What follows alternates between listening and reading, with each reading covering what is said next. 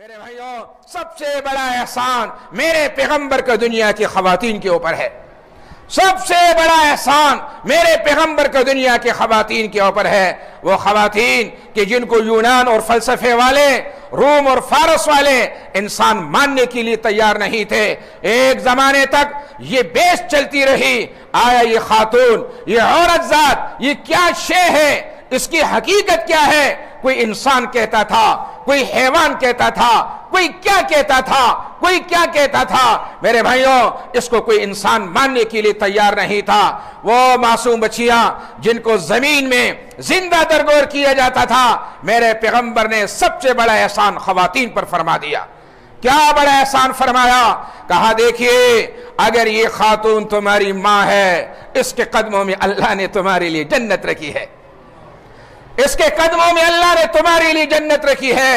اور اگر یہ خاتون تمہاری گھر والی ہے، فرمایا اس کی عزت، اس کا خرچہ اللہ نے تمہارے اوپر رکھا ہے، اور اس کی عزت اللہ نے تمہاری عزت رکھی ہے۔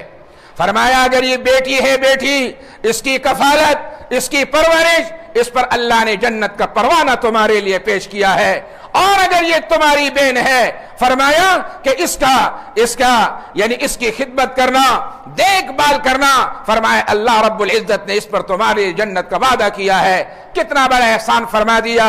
وہ خواتین جن کو میراث کے اندر حصہ نہیں ملا کرتا تھا، میرے بھائیوں، عرب میں ایک طریقہ تھا، عرب کے کنٹری میں، عرب کے کلچر میں ایک گویا کے طریقہ تھا، وہ لوگ صرف میراث میں سے حصہ اسی کو دیا کرتے تھے کہ جو مورچے کو سنبھالتا تھا، جنگ کے وقت وہ بندوق کو، تلوار کو چلا سکتا تھا، اسی کو گویا کہ حصہ دیتے تھے۔ لہذا خواتین کو بھی نہیں دیتے تھے، بچوں کو بھی نہیں دیتے تھے، بچیوں کو بھی نہیں دیتے تھے۔ ایک خاتون ہے، اس کے شوہر شہید ہو جاتے ہیں، معصوم بچیاں رہ جاتی ہے، لہذا گھر والوں نے اس خواتین کے پورے مال اس کو ہڑپ کر دیا، اس کے شوہر کے پورے مال کو ہڑپ کر دیا۔ وہ خاتون نبی علیہ السلام کے پاس روتی ہوئی آئی، معصوم بچیاں بھی ساتھ تھی۔ فرمایا اللہ کے پیغمبر، میرے شوہر اللہ کو پیارے ہو چکے ہیں، یہ معصوم میری بچیاں ہیں، اس کے گھر والوں نے، اس کے چچاؤں نے پوری دولت پر قبضہ کر لیا ہے، اب میں کیسے گزارا کروں، یہ بچیاں کیسے گزارا کرے گی؟ میرے بھائیوں، اتنے میں جبرائیل آیا، فرمایا یوصیکم اللہ فی اولادکم للذکر مثل حظ الانثیین۔ پورا اللہ نے میراث کے رکوع کو اللہ نے اتار دیا کہ بیوی کا کیا حق ہے، بیٹیوں کا کیا حق ہے، ماں کا کیا حق ہے، بیوی کا کیا حق ہے، بہنوں کا کیا حق ہے۔ اس کے بعد اللہ رب العزت نے مردوں کے حصے کو اللہ نے بیان کیا۔ تو بتاؤ کہ جن کو انسانیت، جن کو لوگ دنیا والے مال میں حصہ دینے کے لیے تیار نہیں تھے، میرے پیغمبر نے اتنا احسان فرما دیا، ایک ایک حصے کو اس کو کر کے بیان کر دیا، ایک ایک حصے کو کر کے بیان کر دیا۔ میرے بھائیوں، یہ کوئی معمولی احسان تھا؟ آج ہماری دنیا کی خواتین کہتی ہے کہ اسلام میں خواتین کا حقوق نہیں ہے، خواتین کے حقوق نہیں ہے، اسلام نے خواتین کو کوئی حقوق نہیں دیا ہے۔ کبھی کہتی ہے کہ اسلام نے خواتین کو گھر کی چار دیواری کے اندر بند کر دیا ہے، کوئی یہ کہتی ہے کہ خواتین کو جیل کے اندر بند کر دیا ہے، کوئی یہ کہتی ہے کہ اسلام نے خواتین پر پابندی لگائی ہے۔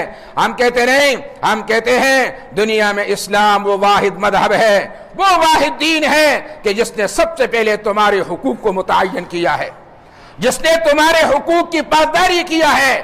اسلام یہ چاہتا ہے ایک خاتون وہ شو پیس نہ بنے، مارکیٹ کے اندر شو پیس نہ بنے، جیسے یورپ نے ایک خاتون کو شو پیس بنایا ہے۔ 10 روپے کا سرف کا ڈبہ ہوگا، اس پر بھی خواتین کی تصویر، 5 روپے کی ٹافی ہوگی، اس پر بھی خواتین کی تصویر، ایک شو پیس اس کو بنا کر کے مارکیٹ میں رکھ دیا ہے۔ انسان کہتا ہے، اسلام کہتا ہے یہ شو پیس نہیں ہے، یہ گھر کی ملکہ ہے، یہ گھر کی ملکہ ہے، اور اللہ رب العزت نے اس کے ذریعے سے خاندانوں کو آباد کرنا ہے۔ اسی وجہ سے تو کہتے ہیں بچے کے لیے سب سے پہلا مدرسہ ماں کی گود ہوا کرتا ہے، ماں کی گود ہوا کرتا ہے۔ اگر اس ماں کی گود میں بچہ اچھی تربیت حاصل کر لے، آگے چل کر کے وہ باکردار بنے گا، امت کا رہبر و رہنما بنے گا، آگے چل کر کے وہ امت کا کام آئے گا۔ لیکن اگر ماں کے اندر آپ کو معلوم ہے دینداری نہیں ہے، تو اس کی اولاد میں کہاں سے دینداری آ سکتی ہے؟ تو میرے بھائیوں، اسلام نے سب سے بڑا احسان جو فرمایا ہے وہ خواتین کے اوپر فرما دیا، اور پھر جب محنت کی ایسی محنت کی خواتین کے اوپر کہ میرے بھائیوں یعنی دنیا اس کی مثال پیش کرنے سے قاصر ہے۔ میرے بھائیوں، ایسا ایمان نبی علیہ السلام نے پھر خواتین کا بنا دیا۔ تو سب سے بڑا احسان نبی علیہ السلام نے خواتین کے اوپر کیا ہے۔